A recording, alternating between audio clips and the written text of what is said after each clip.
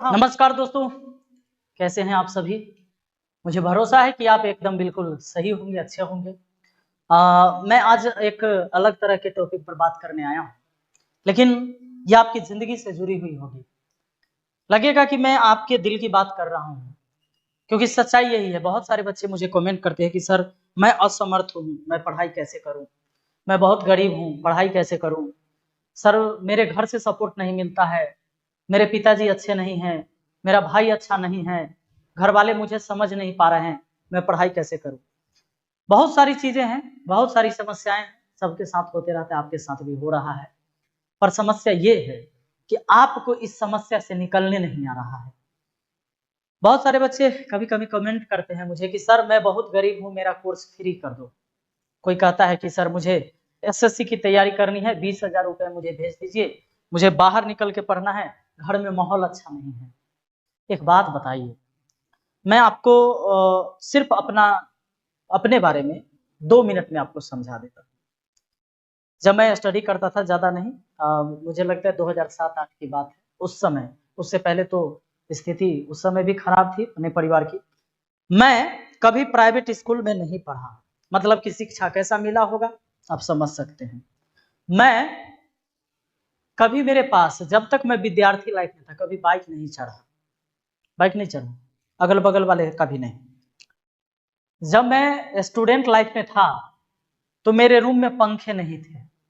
जब मैं student life में था, जब मैं पढ़ाई करता था, तो कभी भी 10वीं क्लास के बाद मैंने जूता पहना है पैर में। 10वीं क्लास से पहले कभी भी मेरे पैर में जूते नहीं थे। और आज मैं बता दूं कि अगर मैं चाहूं तो हर महीने एक कार खरीद सकता हूं। ये उस टाइम की बात और आज के टाइम की बात, अंतर आया है, बहुत अंतर है। मैं ये नहीं कहता हूं कि दुनिया में मैं सबसे सक्सेसफुल इंसान हूं, पर मैं ये दावे के साथ कह सकता हूं कि मैंने अपने परिवार का इतिहास बदला। मैंने वो चीज किया है जो आज तक मेरे परिवार में, मेरे खानदान में आज तक किसी ने नहीं किया था। तो मैं आपसे एक ही रिक्वेस्ट करना चाहूंगा, आपको एक बात बताना चाहूंगा कि हमेशा ना किसी के आगे हाथ फैलाने से, किसी के आगे आपकी मजबूरी बताने से तुम्हारी मजबूरी सॉल्व नहीं होगा। ये जो समझते हो कि आप अपनी तकलीफ किसी को बता दोगे, कभी हो सकता है कि आपको बुरा लगेगा कि एक टीचर है, एक कोर्स फ्री नहीं कर सकता है। एक कोर्स क्या, मैं 50 कोर्स भी फ्री पढ़ा देता हूँ, कोई फर्क नहीं पड़ता मुझे। मैं 5,000 बच्चों के लिए वीडियो बना दूं, चाहे पेड कोर्स में पढ़ा रहा हूं, तो 5,000 बच्चे पढ़ ले या 5,500 बच्चे पढ़ ले, क्या फर्क पड़ता है, मुझे तो टाइम उतना ही लगना है। लेकिन आपको क्या फर्क पड़ेगा वो जान लो। सबसे पहले आपको हो जाएगी आदत किसी से मांगने की, छीनने की नहीं, पाने की नहीं, अपनी औकात से नहीं, आपको आदत हो जाएगी किसी से मांगने की। और इससे क्या होगा जानते हो, याद रखना कि कोशिश करने वाला ना जो चीजें छोड़ देता है ना, इंतजार करने वाले को बस वही चीज नसीब होता है। याद रखिए, अपनी परिस्थिति के विपरीत एक बाज उड़ता है। बाज जो है, कभी सब सारे पक्षी पक्षी जो है झुंड में उड़ेंगे, लेकिन बाज हमेशा अकेला उड़ता है और सबसे ऊंचाई तक उड़ता है और सबसे ज्यादा दूर से अपने शिकार को देख भी लेता है। जब बहुत सारे बादल जब लग जाते हैं, जब बारिश होने वाली होती है, तेज आंधी होने वाली होती है, तो सारे पक्षी अपने घोंसलों में छुप जाते हैं। जबकि बाज क्या करता है जानते हैं, उन सारे बादलों को चीरते हुए बादल से भी ऊपर जाकर तब उड़ता है और वो ऊपर से बादल को देखता है। बुरी परिस्थिति में ना मजे लो, ढूंढो, और इतना चिंतित ना हो, इतना दुखी ना हो। और हाँ, जिसे जरूरत होगा अपने लाइफ में कुछ करने का, वही कुछ कर सकता है। अगर तुम्हें आवश्यकता महसूस हो रही है किसी भी चीज की, आज तुम्हारे पास पैसे नहीं है पढ़ने के लिए, तो तुम्हें क्या लगता है कि तुम मांग के कहीं से किसी के आगे हाथ फैला के कर लोगे? नहीं। मैं मेहनत करता था, मैं मजदूरी करता था। कभी सुने होंगे, पहले टेलीनॉर का बोर्ड आता था, यूनिनॉर टेलीनॉर का बोर्ड लगता था रोड के किनारे में, एयरसेल कंपनी उस समय आया करती थी। तो रात में मैं सुबह, जब मैं हाजीपुर रहता था, वहां से शाम को खाना वाना बना के, सुबह तक तो मैं क्लास करता था, शाम में खाना बना के, खाना लेके मैं चला जाता था पटना। पटना जाता था, लगभग 13-14 किलोमीटर डिस्टेंस था वहां, और वहां पहुंच के और रात को मैं काम करता था। रात को क्या काम करता था मैं बोर्ड लगाता था, पोल, बिजली का वो जो पोल होता है, खंभा होता है साइड साइड में, तो उसमें छोटे छोटे पोल होते थे 2x3 के या 1.5x2 के, वो बोर्ड ठेला पर पिलास और तार लेके उस बोर्ड को कसा करते थे। ये इंटर के बाद की बात है। पर मैंने किसी से ऐसे हाथ आगे करके किसी से ये नहीं कहा कि मुझे ये कर दो तो मैं कर लूंगा। हाँ, मैं अकेला रहता, और अकेला जब रहता तो मैं अपने आप से बात करता था कि मुझे उन सारी चीजों को बदलना है, मैं कैसे बदल सकता हूं। मैं आज ये जो वीडियो बना रहा हूं ना, या आपके लिए बना रहा हूं, वैसे विद्यार्थी के लिए बना रहा हूं जिसे लगता है कि मैं गरीब हूं, अरे मेरे पिताजी बेरोजगार, मेरे खाने के लिए घर में अन्न नहीं, मैं सरकारी स्कूल में पढ़ा हूं, तो फिर क्या दिक्कत है? क्या दिक्कत है? कोई दिक्कत नहीं है। आज कोई दिक्कत नहीं है, क्योंकि मैंने बदला है इसे, मैंने स्ट्रगल किया है, मेहनत किया है मैंने। और रात भर बोर्ड लगाते थे और 150 रुपया मिलता था रात भर में काम करने का, और सुबह फिर पढ़ने जाता था मैं, फिर साइकिल से वापस आके। और जिस दिन काम नहीं है, अगर 3 दिन काम है तो 3 दिन लगातार नहीं सोएंगे, हम काम करेंगे। और वो जो काम करते थे ना, वो इसलिए नहीं कि पैसे कमाना है मुझे, मैं काम वो इसलिए करता था कि मेरा पढ़ाई ना रुके, मैं पढ़ाई कर सकूं, इसलिए मैं काम करता था। कभी कभी आप रोड के किनारे देखते होंगे, जैसे कुछ कंपनी का ऐड आता है। एक कंपनी था ये, जिसमें फेयर लवली और सारे शैम्पू का जो प्रचार होता है, हिंदुस्तान यूनिलीवर, इसका प्रचार आता था।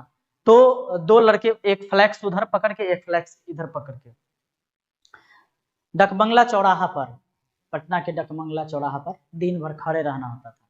जैसे 4 लड़के का ड्यूटी मिलता था, 2 लड़का खड़ा है, 2 लड़का फिर बैठा है, फिर 1-2 घंटे बाद फिर दूसरा खड़ा होगा, फिर दूसरा बैठेगा, मतलब ऐसे कर करके फिर मिलता था 150 रुपया उस टाइम, है ना, दिन भर का।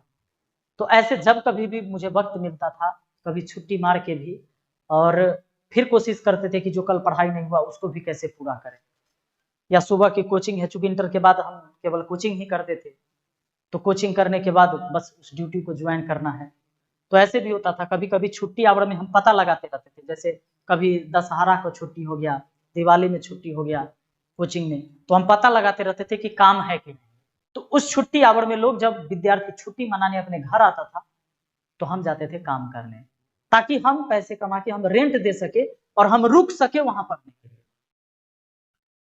तो ये नहीं होता है कि आपके जीवन में कोई दुख आया है, कोई तकलीफ है, तो कोई आएगा, कोई फरिश्ता आएगा और तुम्हारा सब खत्म कर देगा, माने सारे तकलीफ खत्म हो गए, अब कोई दिक्कत नहीं है। ऐसा कभी नहीं होगा। सुन लो, तुम्हारी लड़ाई है, खुद की लड़ाई है, और तुम्हें खुद लड़ना होगा। और तुम्हें नहीं लड़ना है तो तुम्हारा प्रॉब्लम कभी सॉल्व नहीं होगा, इस बात को याद रखना। और हाँ, मैं ये नहीं सोचता था कि मुझे अगर किसी ने काम करते देख लिया तो मुझे, मेरे बारे में क्या बोलेगा, कुछ नहीं बोलेगा। मुझे ऐसे रोड पर देखेगा कि भाई पढ़ने आया है कि काम करने आया है, झंडा लेके, बैनर लेके खड़ा है, रोड पर ड्यूटी कर रहा है, मेरे गांव वाले कोई देखेंगे तो क्या कहेंगे। मैं ये सोचता था कि दुनिया क्या सोचेगी, ये भी मैं सोचूं तो फिर दुनिया क्या सोचेगी। मैं पहले बोल दिया कि लड़ाई तुम्हारी है और तुमसे ही है, तो ये लड़ाई तुम्हें लड़नी होगी। दुनिया में कोई आपके लिए लड़ने आने वाला नहीं है। और हाँ, बाकी सब कुछ ठीक हो जाता है। और आज जो दोस्ती यारी और अपना समय जो आप खराब करते हो ना, उस समय को खराब ना करिए। नौकरी नहीं होगा, नौकरी नहीं होगा कौन बड़ा चीज, नौकरी नहीं होगा ना, तो भी तुम नौकरी से बड़ी चीजें कर लोगे। लेकिन हाँ, इसके लिए सबसे पहले तुम्हें तैयार होना होगा, लड़ना पड़ेगा खुद से। जो तुम काम कर रहे हो उसके लिए, जरूरी नहीं कि सिर्फ नौकरी हो जाए। अगर तुम विद्यार्थी हो, पढ़ते हो, तो पढ़ो, नॉलेज इकट्ठा करो, वो तुम्हारा बेकार नहीं जाएगा, इस बात को याद रखना। क्योंकि पतंग जो है ना, पतंग अपनी काबिलियत से आसमान में उड़ता है, जबकि एक कागज सिर्फ किस्मत के सहारे उड़ता है। जब आंधी आएगी तो कागज उड़ेगा, और पतंग काबिलियत से उड़ता है, उसमें काबिलियत है, इसलिए आंधी नहीं भी होगा तो भी वो आसमान को छूता है।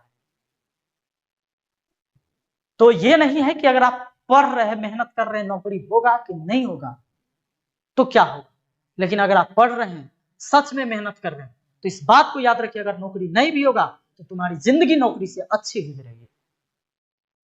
इसके लिए तैयार होना है। और बहुत सारे बच्चे ये भी कह रहे थे कि सर हमारा जो है SSC GD का क्लास लगवा दीजिए। तो मैं आपको बता दूं, जब हम लोग उस समय तैयारी करते थे, बहुत महंगे होते थे, कोचिंग ट्यूशन बहुत महंगा होता था, महीने के एक विषय पढ़ने के 500 रुपए देने पड़ते थे। आज तो हम लोग 400-500 रुपए में पूरा चैप्टर पढ़ा दे रहे, पूरा मतलब सिलेबस पढ़ा दे रहे हैं। अगर आप एप्लीकेशन पर जाते हैं, फ्री भी पढ़ाते हैं, फ्री भी पढ़ाते हुए इस बच्चे के लिए जो एप्लीकेशन पर 400 रुपया देके 500 रुपया देके कोर्स नहीं कर सकता है, तो वो बच्चा हमसे यूट्यूब पर पढ़े, लगातार पढ़े। भाई हम आपके लिए 1400 वीडियो बना रखे हैं, सारी वीडियो आप खोजिए मिल जाएगी, सब कुछ पढ़ा रखा है। 3 साल से हम लगातार आपको यूट्यूब पर पढ़ा रहे हैं। मुझे लगता है कि कभी कभी सप्ताह में, ऐसा तो नहीं होगा, सप्ताह में पहले तो मैं डेली 2 वीडियो अपलोड कर देता था, अब व्यस्त हो गया, फिर भी 1 वीडियो तो डेली अपलोड होती है। और इतनी सारी वीडियो बनी हुई है, मैं क्या वीडियो, अगर एप्लीकेशन पर जाना चाहते तो वहां टेस्ट की, PDF की सबकी व्यवस्था होती है, सीक्वेंस वाइज